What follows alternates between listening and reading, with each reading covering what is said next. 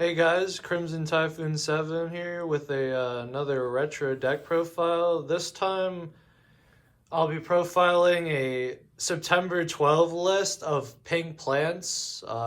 Basically almost card for card, one of Pink Reaper's decks from back in the day, the old dueling network shenanigans. But I have a lot of fun playing this deck in September 12.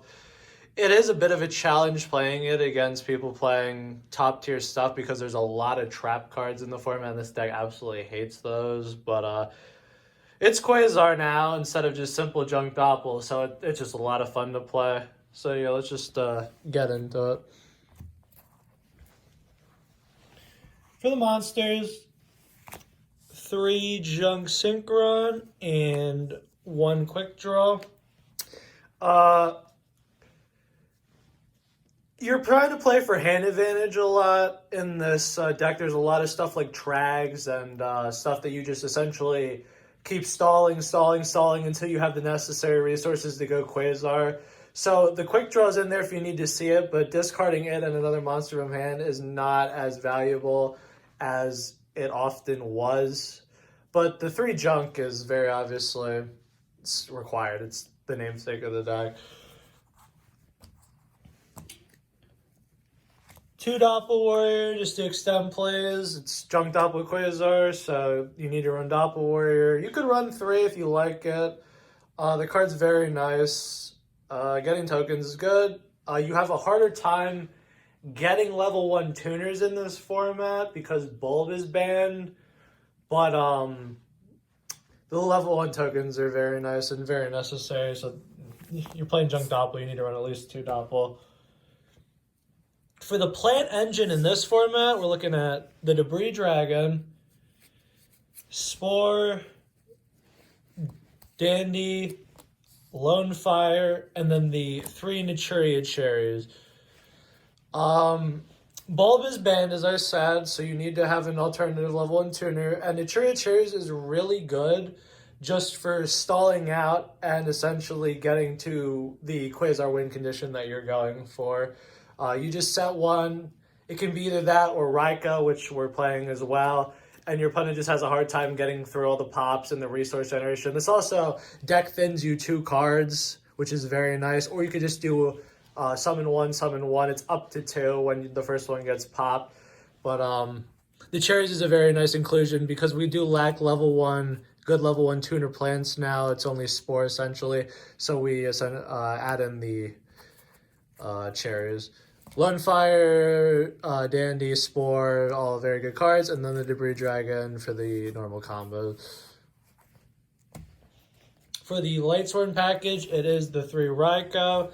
If you like running 3 Ryko, 1 Lila, or 2 Ryko, 1 Lila, you most certainly can do that, but as I said, this deck is, you just basically set 1 pass a few turns until you can just win the game with hand advantage and stuff like that. So this getting rid of problem cards, there's 2 Torrentials in this format, the 3 songs you got to get through. So just having your opponent start heading into this and simplifying the game state before you go off, milling cards.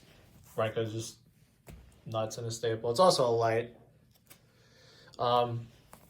For extra little guys to help you, you always have the 1 level leader, and then there is the tuning where I'm playing one of the lists where Pink Reaper ran tuning where he always said it's probably the first card you cut if you're trying to especially play a little bit more competitive, but it is a fun card to just draw cards with. Level leader is very required, but tuning where is just a fun thing. You can junk Armory Arm, or junk summon it back, Armory Arm, draw a card. If it's set, you can flip it up, make a Librarian, draw a card, and just keep going. It's a lot of fun. It's also a light, which helps for the BLS, and yeah. BLS is a legal card. We are playing Lights and Darks, so I'm running BLS. It's a very good blowout card, and games can go pretty long in this format, so there's a pretty good chance you'll see this, especially if you're drawing cards with your big combos. Then for the hand traps, there's the 2 Trag and the Gores for the battle hand traps. Gores is Gores. You're playing a deck with very little background. I run 1 trap card, so Gores is very good. And then 2 Trags, like I said, you keep your hand advantage until you decide you want to go off. So you could just have a 3K or 3600 Traggle all the time, and you can just sit there poking into stuff, getting rid of back row, like maybe baiting out the Mirror Force and stuff like that just before you go off. And if they don't get rid of it, you just target a level 2 or 1 engrave, or maybe one of their level 4s engrave, and you just have another combo piece for making the Quasar. If they just leave it on the board, you can just level manipulate it and move on.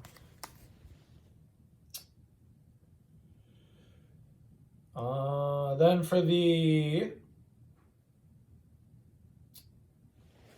actual hand traps, 2 Veiler and 3 Maxi. Maxi is very good in this format for the fact that Geargiarmor one turn will just decide they want to summon 10 monsters and try and kill you, so having this to stop that is good. 6 Samurai will also do that. If you're still seeing Inzectors or Wind-Ups or Heretics, they'll also decide one turn they want to kill you. This format, a lot is defined by we both sit there and do nothing until one of us has lethal. So having Max C to deter that lethal is very good, especially when you run Trags, Gores, and Veilers, so you can draw into more interaction. And then Veilers is a very good card. It's pretty much a staple for Junk Doppel because you can use it as a resource piece, summoning it back with Junk Synchron if you need to, and it's a level 1 light tuner, so it's everything you essentially want in a deck. That's it for the monsters. On to the spells. It's 2 tunings. We play a lighter Synchron package than in other formats, so you could run 3 tuning if you really want to see the cards in the second quick draw, but I think the 2 tuning is sufficient for what we're trying to do, especially if we're trying to keep it as close to 40 as possible. Then for the million power 1-ofs, Charge the Light Brigade for the Light Storm package, Dark Hole, Monster Reborn, 1 for 1. Avarice, very good in this format. You can get off a lot of, you can do the Formula Librarian play, you can keep chaining Naturia Cherries. If you have a few of them engraved and throw it on the board, it's Avarice. Mind Control, Foolish, Proto, we have the Warriors, Heavy Storm, and then to round up the spells, the 2 MSTs. This is most certainly a format. If you can find the space, you could run 3 MSTs with the Heavy. There's, like I said, there's a lot of background in this format, but that's just up to personal preference. And then for the last card, Treacherous.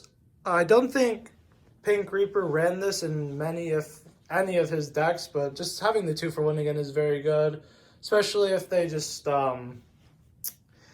they have 2 6 Samurai monsters on the board. If they're trying to go full Inzector combo, and you can cut them off before they even play. It's important just to have another piece of interaction. For the extra deck, Formula. It's Formula. Armory Arm's still the best 4. It's also a light. It comes up a lot. Just a nice card to have. Junk Warrior, Catastor, and Librarian for the staple 5s. You run these in every deck. And then this deck does run the Fitzgerald, which you can make exactly with the Ryko and the Junk Synchron. It's a very good card, especially in a simplified game state, where you can just keep ramming it into stuff, keep heading over things, and eventually if they get something bigger, you can stall, you can discard cards to keep it going until you see something you need, and then you can start playing again. For the 6s, Drill, and then I run Orient Dragon for the Dragon option. It's either this or Iron Chain, probably, just for the debris plus level 2 targets. This is more powerful. It can hit a Shien, it can hit a Karakuri Synchro, but a lot of the stuff in this format is XYZ, so if you value the 200 attack points more, and 25 is a good number to hit, you can go with the Iron Chain Dragon. I just have the Orient in here. And then Drill is Drill. If you're playing a Synchron deck, you need to be playing Drill because of the value you can generate, especially in ground games.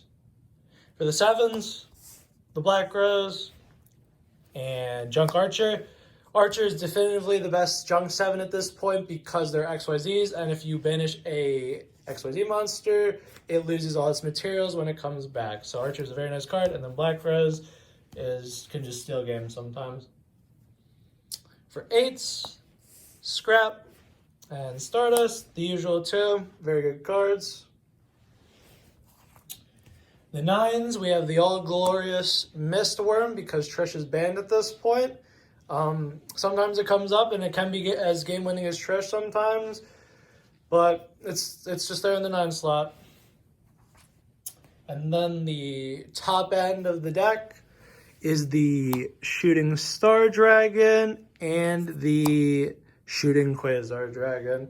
This is the big win condition of your deck. If you can get to Quasar in this format, you will usually win the game. Just having an Omni Negate is so far out of its time, and it's 8,000 damage on itself. You need to understand, especially if you're playing against a lot of back row heavy decks, that the Quasar may not be your big win condition a lot of the time. It's nice to get to, but realistically, unless you see a Reborn or have a very nice setup where they have very little interruption, you might often have to win the game without going to a Quasar. But now that it's out, if we can get to it 99% of the time, we will win. So that's why it's here. And then the Shooting Star, you can summon up the Quasar if it leaves the field, or if the line comes up and you can make a formula plus the Stardust Dragon, you can also summon it that way. So that's the deck profile, guys. It's a lot of fun to play in this format. It's just Synchron in general. Anytime from like 2011 to like 2014 when Soul Charge is running around, there's always a time where you can try playing this deck, and there's always good cards you can put in it. So it's always fun trying to play this in any format. I think playing this deck in September 11 is a better chance of winning a lot of the time than September 12. But now we can play with Quasar in this format, and that's just a bunch of fun. So, yeah, let me know what you guys think. Appreciate everybody watching, and I will see you guys in the next one.